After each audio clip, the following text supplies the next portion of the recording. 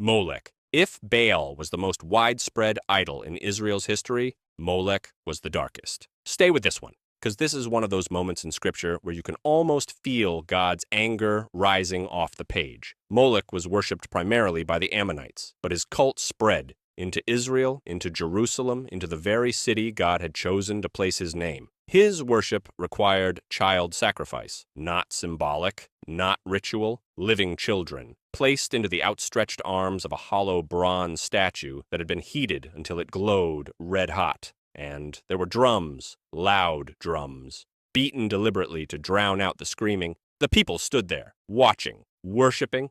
This happened in the Valley of Hinnom, a valley sitting just south of Jerusalem's walls, minutes from the temple, minutes from the place where God's glory dwelled. And the people doing this weren't pagans who had never heard of God. These were Israelites, people who had heard the law read aloud, people whose ancestors had stood at the foot of Mount Sinai, and even some of their own kings. 2 Kings 16:3 records that King Ahaz, king of Judah, even burned his son as an offering, according to the despicable practices of the nations.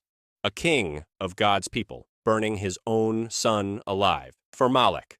God's response to this is unlike anything else in Scripture. In Leviticus 18:21, he commands plainly, "You shall not give any of your children to offer them to Moloch, and so profane the name of your God." But then, in Jeremiah 7:31, he says something that lands differently. "They have built the high places of Topheth, which is in the valley of the son of Hinnom, to burn their sons and their daughters in the fire, which I did not command, nor did it come into my mind."